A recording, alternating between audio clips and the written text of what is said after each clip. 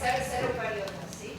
Uno que, recuerdan que los protozoos eran organismos unicelulares. Estos pueden ser pero ya tienen un nivel más de desarrollo, digamos, que es que empiezan a ver o a aparecer estructuras de hongos pluricelulares o multicelulares, ¿sí? Cosa que hasta ahora no habíamos visto entre los grupos de microorganismos.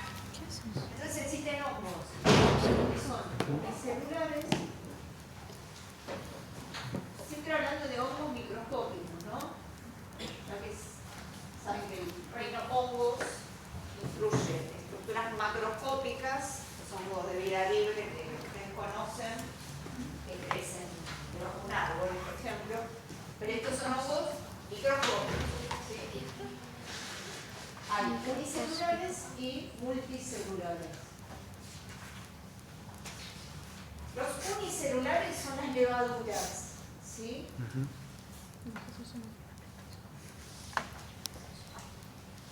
Y los hongos multicelulares forman lo que se llaman hongos filamentosos.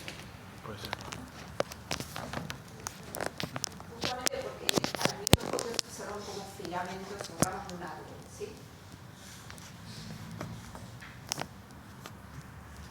Bueno, seguimos con las características generales. Son aerobios, son heterótrofos, no son parásitos, como pasa con los dos que son parásitos aerobios, heterótrofos. No son aerobios, no son parásitos, ¿no? Son de vida libre. No necesitan colonizar una célula para sobrevivir, digamos, ¿sí? O para cambiar su vida.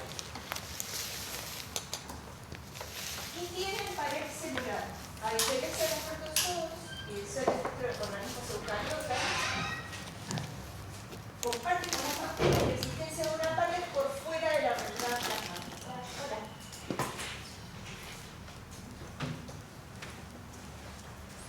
Pero esta pared no es de la misma composición que la pared celular de una bacteria. Entonces, si yo tiño con Gram, no me va a dar positivo. ¿Está bien? Es una pared celular que es rica en hidratos de carbono. O sea, de lo que está formado es de polisacáridos. ¿Sí? Básicamente.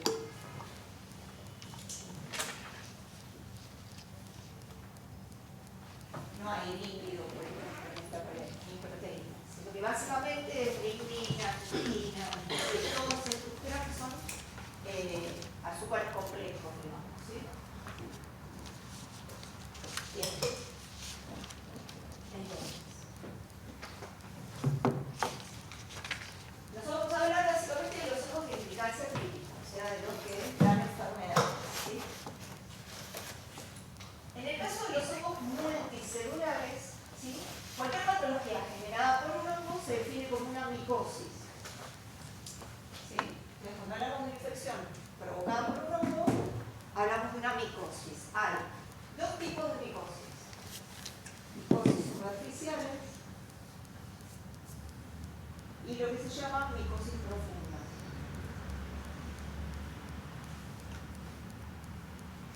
Las superficiales son aquellas en donde el hongo coloniza estructuras externas del organismo. ¿Sí? Esto es piel, uña, cuero cabelludo, ¿sí? Básicamente todo lo externo. En cambio, las micosis profundas son las que el hongo ingresa, generalmente es por inhalación, porque el hongo adquiere una estructura de protección que se llama espora, parecida a las bacterias, entonces uno inhala esas esporas e ingresan directamente al tracto respiratorio. Y hay otros, no todos dan infecciones respiratorias, sino que hay otros, como las cándidas, que se ingresan a través de por vía, por ejemplo, por contacto sexual, ¿sí? Y por la mucosa. Bueno, entonces vamos a hablar un poco de cada uno de ellos. ¿Qué tipo de hongos dan cada tipo de infección? Hongos superficiales, los responsables son los hongos filamentosos. ¿Sí?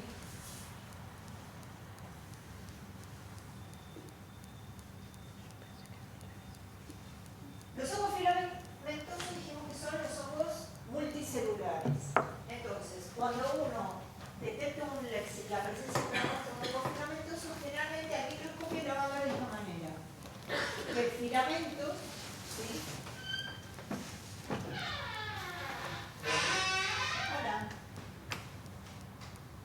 Pueden estar o no tabicados, ¿sí? Con puntitos en el medio. Cada filamento está formado por células que están unidas entre sí. ¿Sí? A esta estructura filamentosa, o sea, a cada uno de estos filamentos se le asigna el nombre de hifa. O sea, cada hifa es un filamento formado por un conjunto de células. ¿Sí? En vez de distribuirse en láminas, lo hacen agrupándose en una fila, digamos.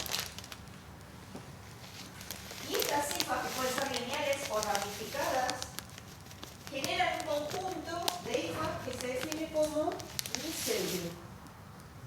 O sea que un micelio es un conjunto de hifas. ¿Sí? Entonces yo las puedo ver al microscopio y se ve perfectamente cómo se dibuja ahí. Bien. Estos hongofilamentosos son responsables de lo que llamamos infecciones superficiales o micosis a nivel de la piel, ¿sí? Pero no solamente infectan a nivel de la piel.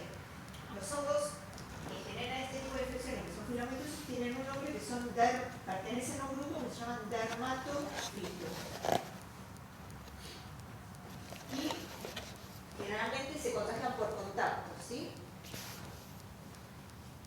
¿Dónde se alojan particularmente? Cualquier hongo busca el lugar que haya humedad continua, digamos, ¿sí? Entonces, donde exista humedad, el hongo se reproduce. Este tipo de hongos se alojan particularmente debajo de las uñas, ¿sí? Son los responsables de la micosis en las uñas, entre los pliegues de los dedos, o sea, lo que llaman pliegues interdigitales, ya sea de las manos o de los pies, en los pliegues de la piel, la gente que tiene sobrepeso, bueno, que tiene pliegues, debajo de esos pliegues se genera una zona de humedad y de suciedad voluntaria, porque es difícil de acceso para limpiarse. Hola. Y entonces ahí es donde se favorece el desarrollo del hongo. Y en el cuero cabelludo, ¿sí? Hay un grupo de estos hongos que se aloja en el bulbo piloso, o sea, donde se genera el pelo, digamos, ¿sí? Eso genera parches de que el pelo se cae, como zonas como sin pelo. Bien.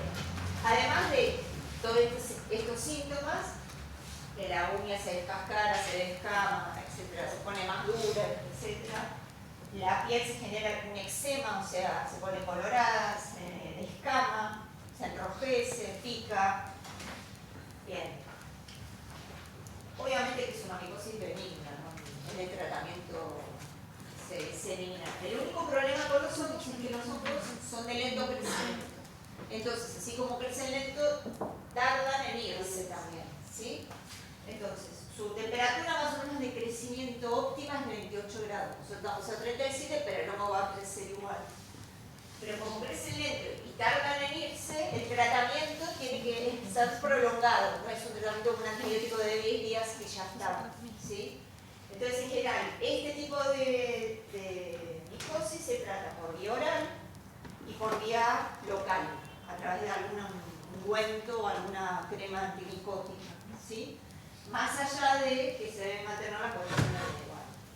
Tiene que ser la zona, tiene que estar siempre limpia y seca, etc., ¿no? Esa es una serie de pautas a seguir. Bien. Y luego tenemos las micosis profundas. Las micosis profundas ya generan cuadros un poco más graves porque dan infecciones, pueden llegar a dar infecciones a nivel sistémico, o sea, afectar a algún sistema en particular. La mayoría de ellas se producen por inhalación, ¿sí? Y esas son responsables de infecciones respiratorias.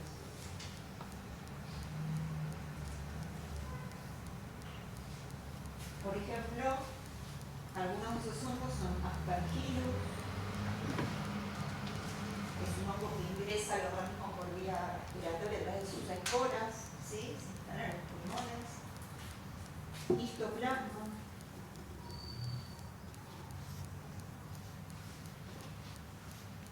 Son algunos de los hongos que dan infecciones al canal respiratorio, ¿sí? Después existen otro grupo de otro tipo de hongos que no dan infecciones a nivel respiratorio y que afectan básicamente a pacientes inmunosuprimidos, ¿sí? Es mucho más frecuente en inmunosuprimidos que en pacientes inmunocompetentes. Este hongo se llama criptococo, ¿sí?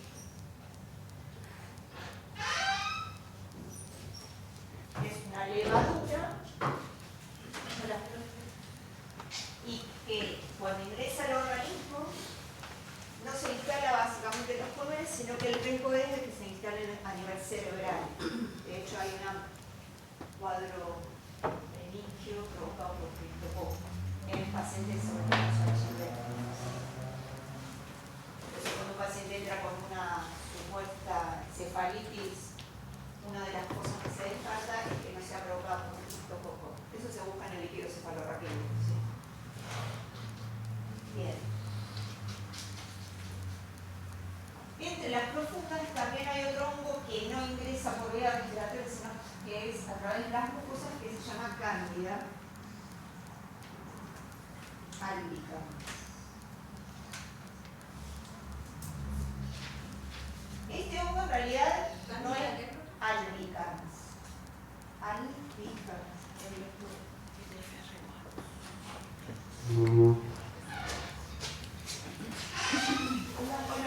Ahora después de esto bonito, ¿sí? Ok. Es un hongo que se instala en muchas cosas. Entonces puede dar o infecciones al tracto genital femenino, sobre todo, que es una de las infecciones que se testean, digamos. De hecho, da toda una sintomatología particular que da a entender que es un hongo lo que está infecció, digamos, la mucosa. Pero también se puede alojar en la mucosa oral, ¿sí? Por ejemplo, en pacientes que están haciendo quimioterapia, a veces es frecuente que, por caída de las defensas, este hongo se instale en la mucosa oral y se propague hacia el esófago. Entonces hacen lo que se llama una candidiasis oral y, bueno, es horrible porque son llagas que no permiten tragar. O sea, es re molesto. Y en los bebés recién nacidos también se puede instalar en la cara interna de la boca y generar lo que se llama el muguet. Normalmente para ella lo llaman muguet, pero es como una película blanquecina que tiene en la cara interna y que se contagia a través del pezón de la mamá cuando trae la lactancia, ¿sí? No le va a hacer nada al bebé, pero bueno, es una patología que se puede ver en los bebés recién nacidos. Hola. Bien.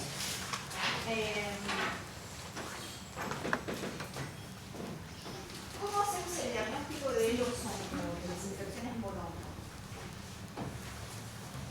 Hasta ahora vimos que las bacterias, la clave es el cultivo, ¿sí? Cultivo para hacer el aislamiento y la caracterización. Con los protozoos no podemos hacer lo mismo porque hacer cultivo de protozoos es complejo a nivel de diagnóstico, entonces lo que se hace es estudios a través de anticuerpos, o sea, lo que vamos a buscar en la sangre de los pacientes si existen alguna respuesta inmunológica a la infección. Con los hongos es como volver a las bacterias. ¿Por qué? Porque la clave del diagnóstico está en hacer el cultivo a partir de una muestra que llega y la observación microscópica. Acá no se hace tanta caracterización como se hace con las bacterias, sino que la clave está en lo que se ve al microscopio. Lo que se ve al microscopio no de la muestra, sino del cultivo. Entonces,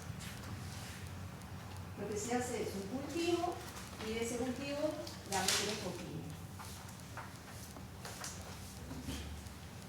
El cultivo se hace a 28 grados, porque como les dije es la temperatura óptima del crecimiento de los hongos, lo cual vuelvo a decir lo mismo, no quiere decir que no crezcan a 37, sino que a 28 es cuando mejor crece. Y como crecen muy lento, no puedo tener resultados a las 24 horas, sino que tengo que esperar entre 48 horas a un mes para ver resultados. ¿Sí? O sea, si yo todos los días no veo nada, no quiere decir que el hongo no esté. Como está reingresado. Hola. Respecto a los medios de cultivo, se usan medios de cultivo que no son los mismos que los de las bacterias. A ver, para las bacterias vieron que había varios tipos de medios de cultivo. Hay unos que son menos restrictivos, digamos, que también hay que pensar de todo. Y en esos medios puede ser que haya un hallazgo casual, que es una muestra que se lleva a bacteriología para supuestamente a ver si crece alguna bacteria, y que en vez de una bacteria crezca un hongo. Porque en ese medio cultivo el hongo también puede crecer. Después habrá que caracterizar el hongo. Pero en el área de micología, que es quien estudia el hongo en particular, el aislamiento se hace con un medio de cultivo particular para aislar hongos, digamos. ¿Sí? Bien. Esos medios generalmente son medios específicos, que llevan muchas cosas, porque el hongo tiene mucho más requerimiento que una bacteria para crecer, pero se logra aislar. Y en general son medios en fase sólida, o sea que tienen agar, no son medios líquidos. ¿Sí? Entonces, cuando uno ve crecimiento en el cultivo, o sea, ve que el cultivo es positivo, una de las cosas que tiene que ver es cómo creció ese hongo, qué características fenotípicas tienes. Es decir, el fenotipo es lo que veo, qué color, qué aspecto, ¿sí? Todo eso aporta al diagnóstico y a la caracterización del hongo. Y por otro lado, lo miro al microscopio. Y para verlo al microscopio lo tengo que teñir, ¿sí? Entonces tomo una muestra de ese cultivo que creció, lo coloco sobre un porta y lo tiño. Pero la tinción no es una tinción de un tejido, no requiere una tinción muy específica, sino que en general se usa un colorante que me permita diferenciarlo del fondo. Entonces, entre los colorantes que se usan está, por ejemplo, el azul del lactogenol. ¿Sí? Ustedes obtienen una tinción, cuando uno busca uno en un tejido, hay una tinción particular que se llama Grocot, que se usa para eso en particular. Pero es cuando lo estoy buscando en el tejido. Pero si yo tengo el hongo solo, no tengo que pasar por esa tinción. ¿Sí? También se usa la tinta china si lo que quiero buscar o detectar es la presencia de criptococos. Esta es una tinción diferencial. Sirve solo para detectar criptococos. ¿Sí? Porque la única que tiñe con tinta china, se tiñe con tinta china es el criptococo. Y hay otra tinción que se usa, pero se usa en lo que se llama la observación directa. Similar a lo que cuando uno hace un Sil-Nielsen para ver una TBC.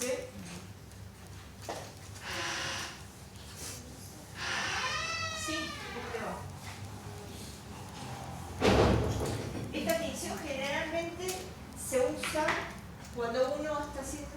¿Qué? Primero o segundo.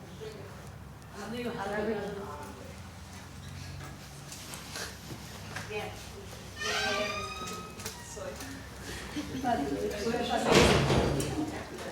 Sí, tienen arriba, pero... Habrá pensado que iban a hacer una TV hoy. Julio Setera. Julio Setera. Qué bueno. Ay, no sé. Ok, entonces, este colorante que se llama plástico de calcofluo se usa solamente cuando voy a hacer una tinción directa. Esto es, tengo la muestra y quiero ver si en la muestra veo algo. ¿Sí? ¿Sobre qué muestra se aplica esta tinción? En las muestras cuando quiero buscar la presencia de un dermatofito, o sea, un hongo superficial. Por ejemplo, tengo un hongo debajo de una uña, entonces voy al médico, el médico lo que va a hacer es para tomar la muestra, raspar la uña, ahí se supone que va a estar el hongo. Y ese material se deriva para cultivo. Una parte del material se coloca sobre un porta, ¿sí? Le ponen una gota de una solución de hidróxido de potasio al 10%. ¿Por qué? Porque el hidróxido de potasio es una solución básica y lo que va a disolver o va a hacer es la pared celular la va a permeabilizar para que después entre el colorante. Es un pretratamiento para permitir que el hongo sea permeable al colorante. ¿Sí? Pero esto es un minuto, o sea, se hace ahí, en el consultorio. Y luego se agrega el colorante, que es el blanco del calcofluo. ¿Sí? El primero esto y luego el colorante. Y se observa pero no se observa con luz blanca, sino que tiene que ser un microscopio de fluorescencia. ¿Por qué? Porque este colorante es fluorescente. Fluorescente entre comillas. O sea, no es un flash, sino que restringe al momento de exponerlo a un haz de luz ultravioleta, la luz infrarroja. ¿Sí?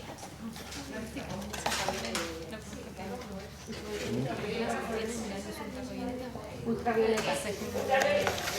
Entonces, es un microscopio como el óptico, el que usan ustedes, pero se corre la perillita y cambia la lámpara. Entonces, algo que igual le muestra un poco. primero disolvemos la queratina y después colocamos Claro, pero vos no haces nada. Vos pones la muestra, le pones una gota de esta solución de hidróxido de potasio y arriba le pones el colorante. Ya está, por eso es humano.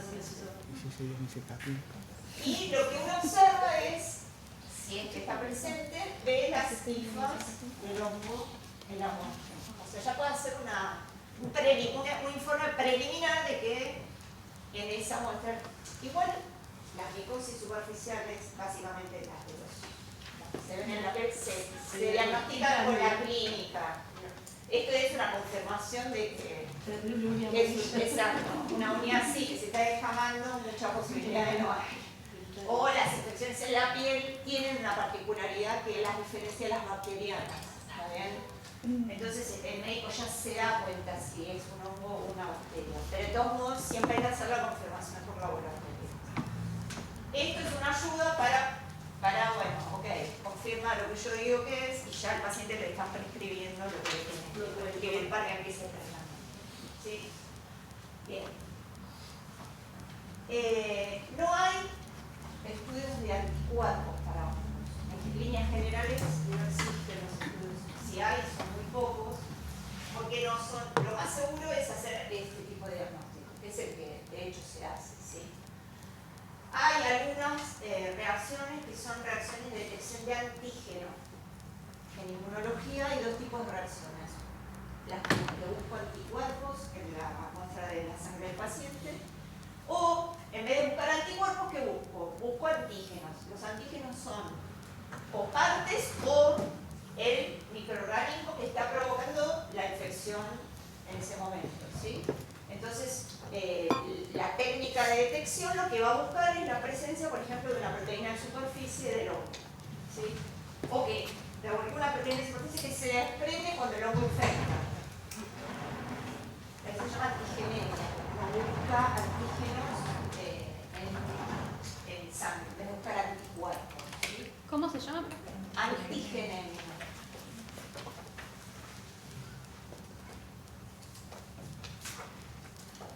Eso es. Uno en líneas generales siempre busca ¿qué cosa? Anticuerpos. ¿Sí? Pero muchas veces también se busca presencia de antígenos, o sea, de determinados componentes de la membrana externa del microorganismo. ¿Sí?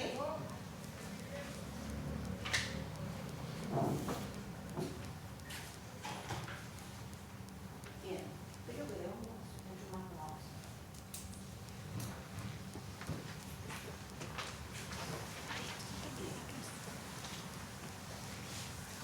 Entonces vamos a hacer una introducción al tema que arregla el último grupo de microorganismos, que son los virus. ¿Sí?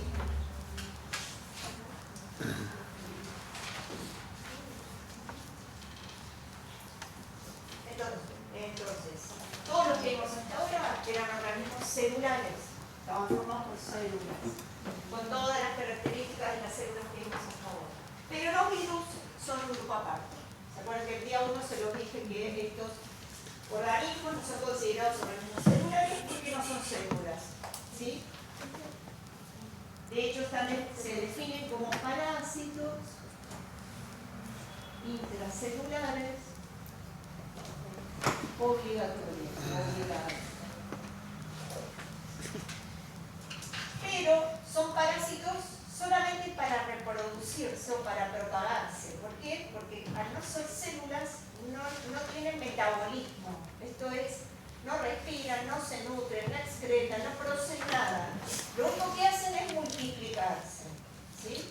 No tienen ninguna estructura que les permita tener un metabolismo propio. Entonces, solo sobreviven para multiplicarse. Cuando no infectan una célula, que es el lugar donde ellos pueden multiplicarse, porque tampoco tienen toda la maquinaria para poder hacerlo solos, son lo que se definen como partículas inertes. Inertes es que no generan ningún daño a menos que ingresen a la célula huésped, ¿sí? O sea que sí o sí un virus requiere de una célula huésped para poder sobrevivir. Si no, quedan flotando en el aire, pero siendo, en aquellos que son infecciosos, potencialmente infecciosos, ¿sí? Pero realmente son infecciosos cuando entran al cuerpo. Bien. En tamaño son muchísimo más chiquitos que una célula, por eso a un virus no lo podemos ver con microscopía óptica. Tenemos que recurrir a la microscopía electrónica para recién poder ver la estructura del virus, ¿sí? Por eso cuando uno hace diagnóstico de infecciones virales, es totalmente lo opuesto a lo que hace con las infecciones bacterianas. Porque bacterias, yo puedo ver la presencia de una bacteria, ya simplemente detectarlo indirectamente por como veo el cultivo donde hago crecer esa muestra. Pero los virus, como requieren de células para crecer, uno necesitaría tener en el laboratorio cultivos celulares, o sea, láminas de células, donde tendré que colocar la muestra que viene en el laboratorio del paciente, y si hay un virus, esos virus entrarían a esa célula y se multiplicarían. Pero tampoco me alcanzaría para hacer el diagnóstico, ¿sí? Solo podría detectarlo a simple vista qué le pasa a la célula, pero eso para la diaria no. Entonces, en general, uno, para hacer diagnóstico virológico, hoy día, y desde la pandemia en adelante más, se recurre a o estudio de anticuerpos y, si se puede, se hacen las cosas, estudio de anticuerpos y biología molecular, o sea, detección de ácido nucleico viral, ¿sí? No se hace cultivo, no hay manera de hacer cultivo viral, ¿sí? Entonces, hoy la base del diagnóstico es en estos dos criterios. Bien, ¿cómo está formado un virus? Hasta ahora vemos la célula con su membrana plasmática, su citoplasma, las que tienen núcleo con el ADN adentro. El virus no. El virus está formado por una estructura que lo limita con el medio externo. Esa estructura se llama cápside. Y está formado solo por proteínas. No tiene ni lípidos ni hidratos de carbono. Es solo proteínas. Y esta cápside lo que hace es proteger a quién? Al ácido nucleico. Este ácido nucleico viral, a diferencia que es el genoma, digamos, lo que es un virus está codificado en los 7 a 10 genes que lleva ese genoma. A diferencia de las células, euca o proca o lo que sea, pero las células llevan el genoma siempre en moléculas de ADN, ¿sí? De hecho el ADN es el genoma de la celular. En los virus ese genoma puede ser ADN o ARN. Es decir, que hay virus que llevan sus genes, los genes que lo definen como tal, en moléculas de ADN, y otros virus en donde en vez de ADN tienen ARN, los genes en moléculas de ARN. ¿Sí? Si se acuerdan, o a lo mejor no se acuerdan, los dos son ácidos nucleicos y la diferencia radica en un par de cosas. El ADN estaba formado por 4 nucleótidos, ¿se acuerdan la secuencia? Adenina, timina, guanina, citosina. Son las 4 bases que, de acuerdo a cómo se ordenan, definen el mensaje que lleva cada gen. En el ARN, en vez de timina, está el uracilo. Entonces, adenina, uracilo, guanina, citosina. El mensaje es el mismo, la diferencia está que cuando se copia, en vez de timina, se pone uracilo. En el lugar que iría timina, va el uracilo, porque son de la misma familia de nucleótidos.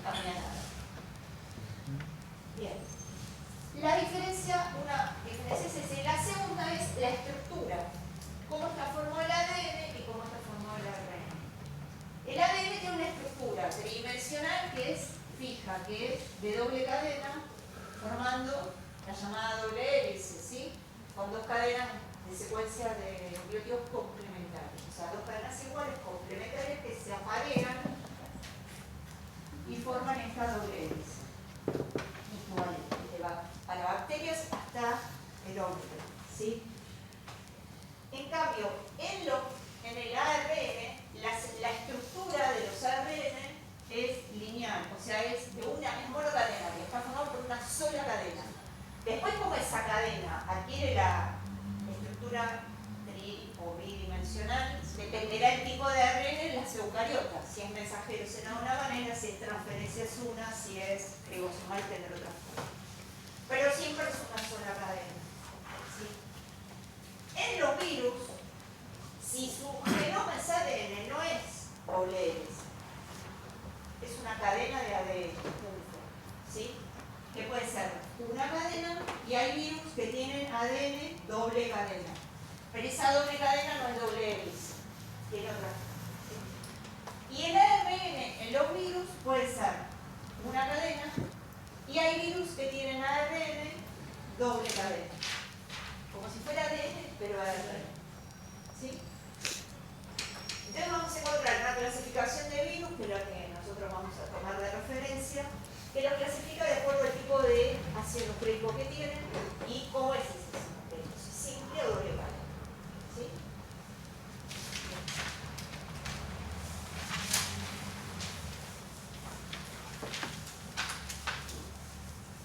Algunos virus, no todos, por afuera de esta cápside tienen una segunda capa que se llama envoltura. ¿Sí? Es como si fuera una pared celular, pero no lo es. Y no la tienen todos los virus.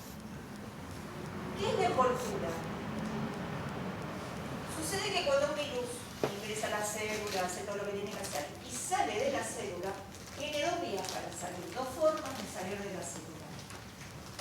O sale lisando la célula, es decir, por lisis celular. Lisis es ruptura, es si la célula está llena de virus, se produce la ruptura de la membrana plasmática, esta célula estalla, muere, y las partículas virales salen. Eso es cuando salen por lisis. Pero hay algunos virus que en vez de salir de esta manera tan drástica o exagerada, lo hacen por un mecanismo mucho más lento, que es un mecanismo que se llama brotación o gemación. Es como si brotaran de la célula. La misma célula tiene a los virus reproduciéndose en su citoplasma, no se entera, y la célula, ustedes saben que la célula es un mecanismo que se usa para incorporar lo que viene de afuera y para eliminar, que es la endocitosis y la exocitosis, ¿sí? En la endo, la célula lo que hace es englobar lo que quiere ingresar, después forma una vesícula que queda englobado, bueno, después hará lo que tenga que hacer con lo que ingresó, y todo lo que quiere excretar lo hace por el mecanismo inverso, que es, forma otra vacuola, esa vacuola se pega a la pared y elimina hacia el exterior lo que quiere eliminar. Esto se llama exocitosis, ¿sí? ¿Sí? En realidad lo hace de esa manera, formando una vacuola que encierra lo que quiero eliminar y esto sale al exterior. Bueno, el virus sale por este mecanismo, que la célula no sabe que está haciendo para eliminar un virus, que se llama exocitosis. Pero para el virus se llama mecanismo para los virus que salen de esta manera se llama mecanismo por brotación. Entonces, al salir, ¿qué arrastra consigo? ¿De qué sale envuelto? De la membrana plasmática celular. Entonces, estos virus que tienen envoltura no es una envoltura viral, es una envoltura que heredan de alguna manera de la célula en donde se reprodujeron, ¿sí? Por eso la composición de la envoltura es la de la membrana plasmática, porque es un resto de membrana plasmática en el que quedó envuelto el virus cuando salió de la célula, ¿sí? Como la mayoría de los virus salen por lisis, no es frecuente que los virus tengan esta envoltura, pero algunos la pueden tener. Lo que sí es importante saber que no es propia del virus, sino que la recibe. Bien.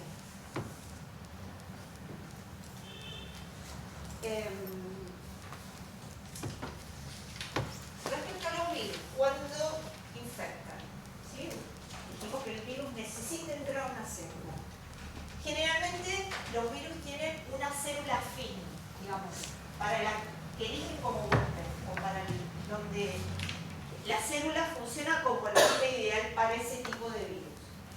Por eso cada virus tiene, digamos, de acuerdo al tipo de infección que ustedes lo asocian, el tipo celular que infecta. Por ejemplo, los virus respiratorios nunca van a elegir una célula, no sé, genital para infectar, porque infectan células del tracto respiratorio. ¿Sí? Cuando ingresan, su célula huésped es la del tracto respiratorio, la epitelio respiratorio. El virus de la hepatitis, ¿dónde se va a alojar? En las células del hígado, no se va a alojar en cualquier otro huésped. ¿Sí? Entonces son sitios específicos los virus. Necesitan reconocer algo en la superficie de esa célula para poder definir qué va a ser su célula huésped. ¿Sí? Bien. Entonces, cuando el virus ingresa al organismo, después vamos a ver en todo el proceso, hay dos tipos de virus. La mayoría de los virus generan infecciones agudas, es decir, ingresan, están en un tiempo, que sería lo que llamamos periodo de incubación, donde todavía no están generando daño, entonces nadie se entera, no nos enteramos que estamos infectados. Luego viene el periodo en donde el virus se pone activo porque empieza a lisar, y cuando lisa genera daño, entonces esos tejidos empiezan a romper, y es donde cuando empezamos a tener síntomas, porque el sistema inmune reacciona por el producto del daño. ¿Sí? Y finalmente, el propio sistema inmune, si sumado a si se dio alguna medicación para que en general no existen muchas medicaciones antivirales, pero bueno, si se trató con alguna medicación, la infección pasa, la carga viral baja y el virus es eliminado. Todos esos virus se dice que son virus líticos. ¿Por qué? Porque hacen esto que les conté recién. Cuando ingresan a las células, la mayoría de los casos provocan lisis o ruptura celular. ¿Sí? Y lo hacen en un periodo corto de tiempo. Excepto aquellos virus que se llevan un tiempo en generar daño, que son los asociados a infecciones crónicas. ¿Sí? Pero en general los virus asociados a infecciones virales agudas son virus líticos. Por eso, asocien ustedes a cualquier patología viral que han tenido y no lleva más de 10-15 días, por mucho 20 días, pero enseguida se resuelve. Las infecciones respiratorias, por ejemplo, se resuelven rápido, no son infecciones que llevan mucho tiempo. Las eruptivas lo mismo, varicela, rubiola, ¿sí? Entonces, son porque el virus tiene esa dinámica de acción, lo hace rápido todo, digamos, ¿sí? Ahora, hay un grupo selecto, digamos, de virus que no son virus líticos y no están asociados a infecciones agudas, sino que están asociados a infecciones crónicas. Y estos virus se llaman virus lisogénicos. ¿Sí? Por ejemplo, el virus del HIV, el virus de la hepatitis C, ¿sí? El de la hepatitis B, cuando hay una hepatitis B crónica, hay hepatitis B aguda y otras que son crónicas. ¿Sí? ¿Qué particularidad tienen estos virus? Que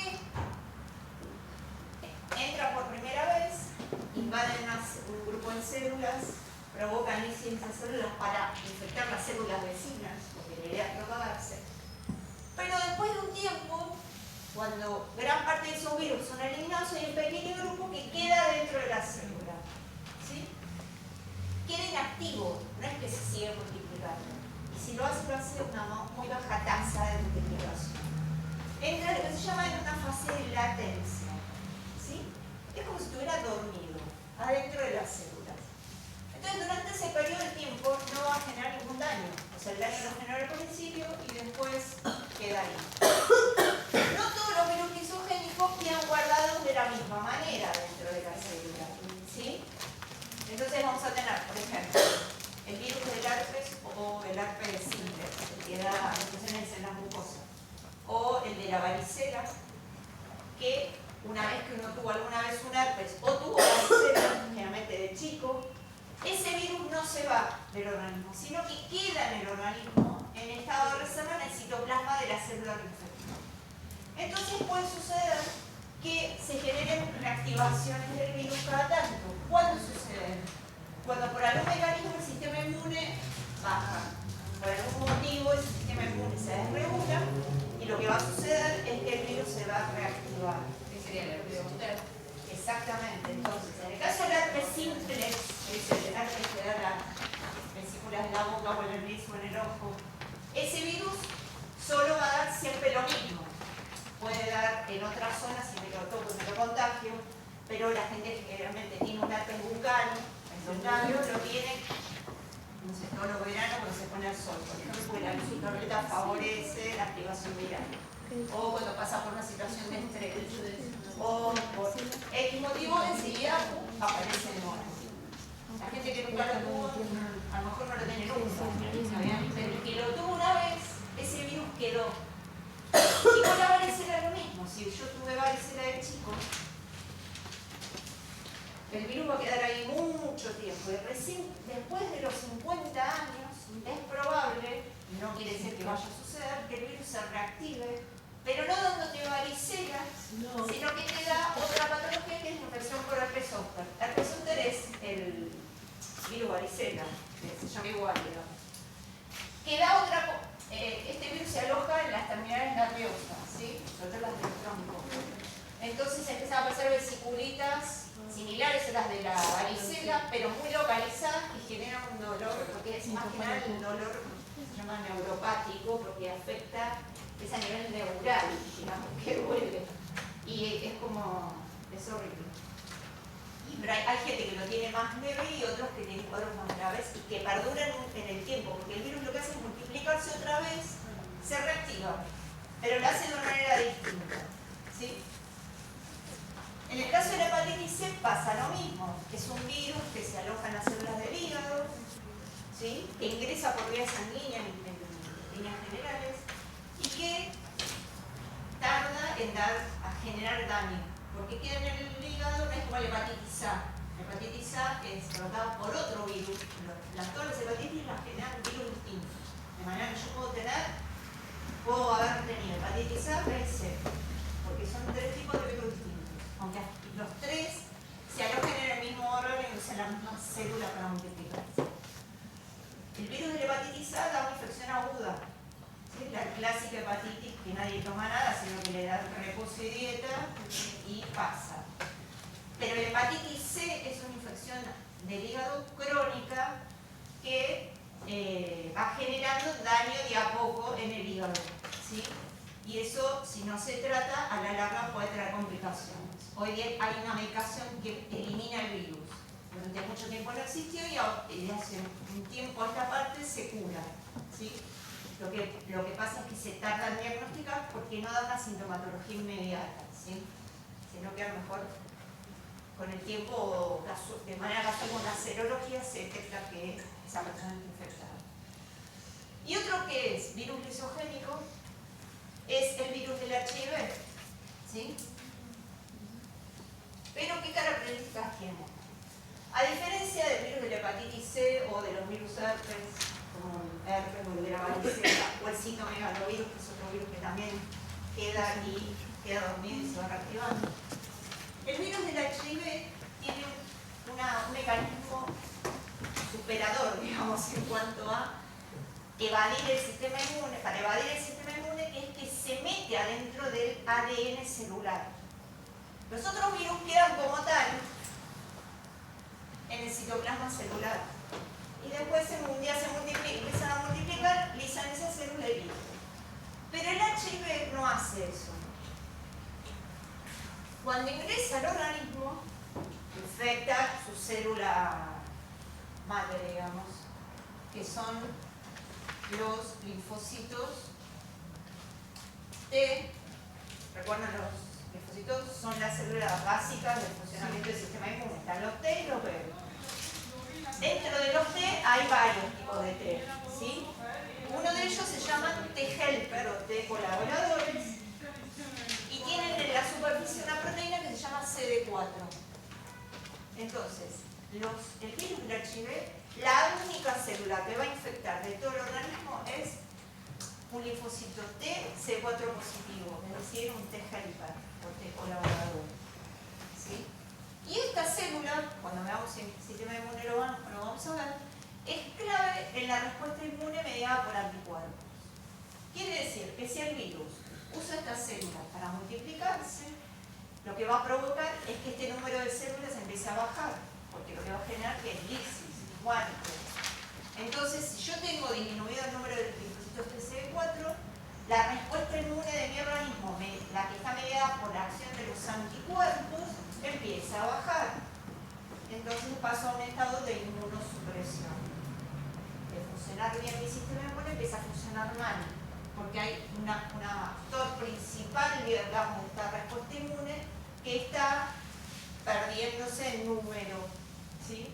Y eso es producto de que el virus se está alojando en ellas, en estas células se las está matando, porque se está multiplicando. Por eso, al principio de la infección, el paciente empieza, si uno lo puede detectar en el momento que se infecta el primer mes, bueno, a veces sucede de manera casual, lo que vemos es que hay una alta carga viral, muchas partículas virales dando vuelta en la sangre, y el número de estas células empieza a descender. Es así la curva. Y es lógico. Esto, por suerte, se puede controlar y se puede revertir. ¿Por qué? Porque si yo empiezo a darle al paciente medicación antirretroviral, por suerte este cóctel antiviral lo que hace es detener la multiplicación viral. Entonces, si paro al virus, le doy tiempo al sistema inmune ¿para qué? Para que las células que se salvaron de ser infectadas se multipliquen y recuperemos el número de células normales que tenemos cualquiera de nosotros que cuando nos sigamos infectados. ¿Sí? El virus hace esto, mata las células, y después en un grupo de estas células, en vez de eliminarlas, o sea, pisarlas y matarlas, lo que va a hacer es, cuando el virus ingresa al organismo, ¿se acuerdan? Una cápside con ácido nucleico. En el caso del HIV es ARN, el ácido nucleico, no es ADN. Tenemos el ADN celular, y el virus lo que va a hacer es, y esto lo hacen todos los virus, cuando ingresan a una célula, rompen su cápside y liberan su material genético, porque es necesario que ese material genético se traduzca para sintetizar todo lo que necesita ese virus para generar nuevos virus. Y toda esa información está contenida acá, no está acá. La célula no tiene los genes virales. Pero el virus del HIV lo que va a hacer es, este ARN, primero lo va a transformar en ADN, o sea, se va a hacer una copia. Y como ADN, ¿qué va a hacer? Se va a meter en el núcleo y se va a integrar al ADN celular. Y la célula nunca se va a integrar. O sea, se transforma en lo que se llama DNA integrado. El virus tiene ARN, como ARN no se puede meter adentro del ADN, o sea, no se podría meter adentro una molécula de ADN, entonces lo que hace es, primero hace una copia de su genoma a una hebra de ADN, y como es ADN, ahora sí se integra adentro del ADN celular. ¿Qué va a pasar? La célula sigue su vida normal, como si nada hubiera sucedido, se empieza a multiplicar, y cada vez que se multiplique, ¿qué va a pasar? Lleva una copia del ADN viral. Entonces el virus no solo se asegura perpetuidad, porque esa célula hasta que muera, que saben que todas las células tienen una vida media, sino que cada una de estas células forman como un reservorio de células infectadas, sin saberlo. ¿Sí? Y esto hace que esta infección sea crónica, de que la infección por HIV se cronifique. ¿Por qué? Porque por más de que yo al paciente que sé que esté infectado le dé la medicación lo único que va a impedir es que las partículas virales que están libres se sigan multiplicando. Entonces mueren, porque al no poder multiplicarse se mueren. Pero siempre va a haber un pequeño grupo de células que van a estar infectadas, que forman lo que se llama el reservorio. Y esas células forman un banco de reserva en donde, bueno, si por algún motivo el paciente deja de tomar la medicación, se produce algún mecanismo que activa este genoma y se empiece a traducir y generar nuevas partículas virales. No se encontró todavía la cura porque no se encontró una medicación que elimine estas células. Hay dos mecanismos para bloquear. Uno es evitar que pase esto. Hasta ahora no se encontró la forma porque es complejo la forma que el virus el mecanismo que usa el virus para llegar a este estado. Y dos es eliminar esta población de células. Esto se logró una vez, o hubo algunos casos en el mundo, pero de manera casual, pero no se pudo utilizar como un tratamiento.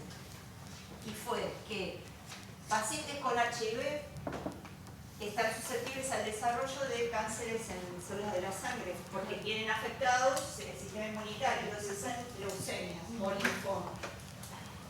Entonces era un paciente que tenía un linfoma, o creo una leucemia, y le hicieron un trasplante de médula ósea para salvarlo. Para hacer el trasplante, uno previamente que tiene que hacer lo que se llama una aplasia medular, o sea, matar la médula, porque o sea, tengo que matar la médula, así se dice, matar la médula ósea del paciente para eliminar todos aquellos clones de células que pueden ser oncogénicas y que queden en su médula. Me refiero a células madre, o sea, las células que están en la médula. Entonces al paciente se le da una quimioterapia que le limpia la médula ósea de células. Y luego se le transfunde la médula del donante, que puede ser su propia médula tratada o médula de otra persona.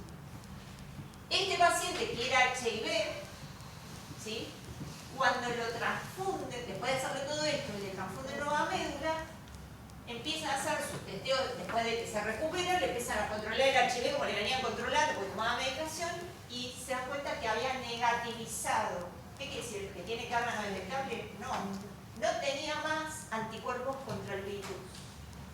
Es decir, sin quererlo le habían eliminado, lo habían curado el HIV, porque le eliminaron las células que tenía infectadas. 2 en 1. Lo que pasa es que, bueno, no se pudo usar otro tratamiento. No, claro. Pero digamos que el blanco es este. Entonces, si vos eliminás la célula donde el virus se esconde, ya está. El tema es que es complejo de hacerlo, Sí. porque no tienen un indicador de que infectados. Se confunde con otras células, digamos, ¿sí? Entonces, hasta ahora lo que se hace es separar la infección y eso da sobrevida igual, porque la gente hace terminar que los pacientes de 30 o 40 años infectados y se va a morir otra cosa, no de HIV. Pero bueno, digamos que ayuda a entender la multiplicación, cómo se comporta el virus. Claro. Consulta, ¿en cuánto tiempo empiezan a aparecer los síntomas después de la infección? ¿De HIV? Más o menos. Bueno, hay un problema, es que el HIV no da siempre síntomas. Síntomas claros. Ponele una hepatitis, vos vas a tener patología hepática. Te van a hacer un estudio de sangre y tus enzimas hepáticas van a estar por las nubes y vas a empezar a tener algunos síntomas particulares. Pero con el HIV no. Entonces, generalmente se dice que hay, cuando vos te acabas de infectar, primero lleva un tiempo, 2 o 3 semanas, hasta que empezás a poder detectar anticuerpos. En ese periodo de tiempo no vas a tener infección. No es que vos te infectás hoy y mañana o dentro de una semana se empieza con síntomas. Pero puede ser que al mes hagas una gripe o tengas un ganglio inflamado, algo que no te da a pensar si vos no... A ver, estamos hablando de una persona que no tiene referencia de que pueda haber estado infectado o expuesto. Y bueno, si no se atiende, pasa como si hubiese tenido una gripe o algo así, y sigue su camino, son unas líneas de fiebre, etc. Por eso la gente tarda en detectarse el positivo, porque no te da nada como para sospechar y ir directo a hacer el estudio, ¿entendés?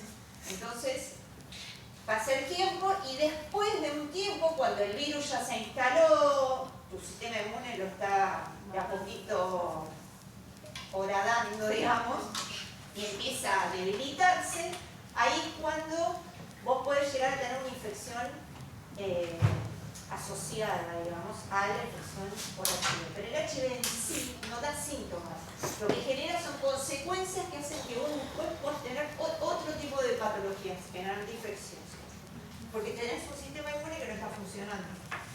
O sea que la acción es indirecta, porque él en sí no genera una clínica particular, pero sí provoca como consecuencia de la infección que tu sistema inmune no funcione y que vos puedas tener cualquier otro tipo de infección que te pueda llegar a provocar la muerte también, porque si el sistema inmune no funciona, todo es grave, digamos, ¿sí? Y además tener el virus no controlado hace de que vos no le das tiempo al sistema inmune a recuperarse, porque yo te puedo dar la medicación. Suponete que llegás con un cuadro de una tuberculosis. Te hacen la serología, te da HIV positivo. Vos no sabías que eras HIV. Vos creés que tenés tuberculosis y nada más. Ok.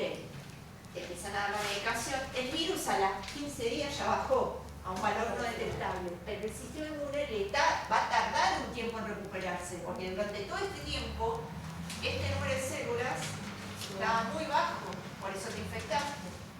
Entonces hay que darle un tiempo al sistema inmune para que se recupere.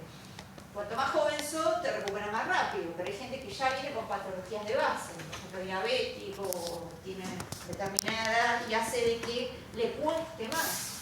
Entonces empiezan a tener otras complicaciones, que ahí es cuando estás padeciendo SIDA, digamos. Que en realidad es un síndrome, es un conjunto de patologías asociadas a la infección por el virus. Pero el SIDA en sí no es una enfermedad, porque uno generalmente asocia, tiene HIV, entonces tiene SIDA.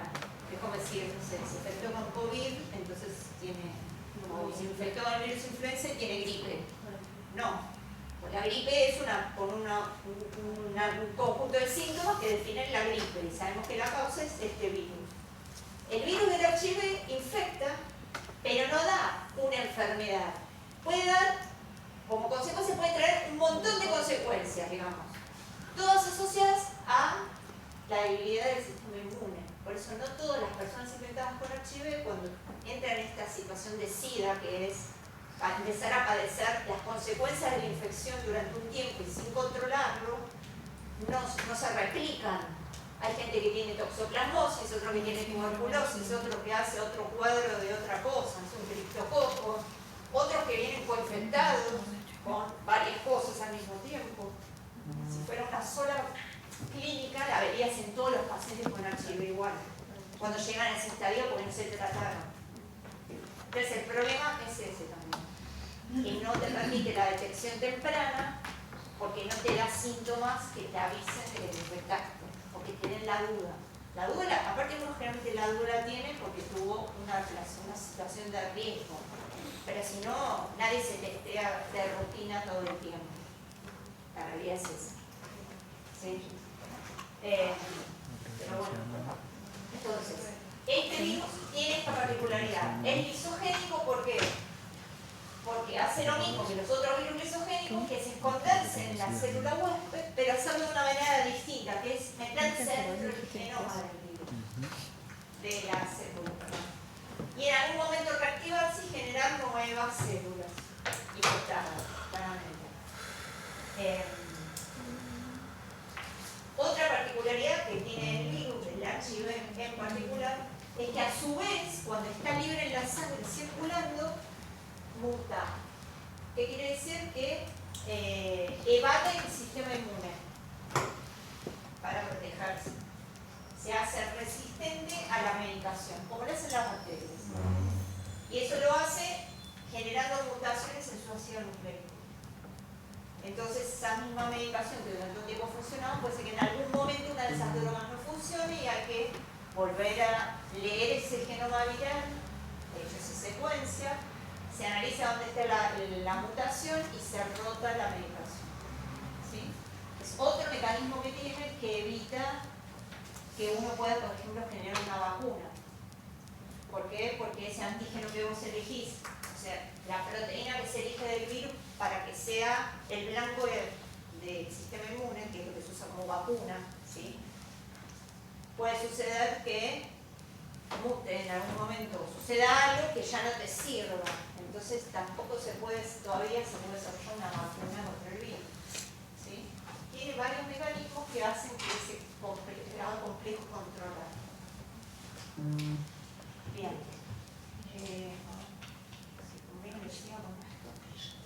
Vamos a empezar acá. Próspero, nos quedamos en la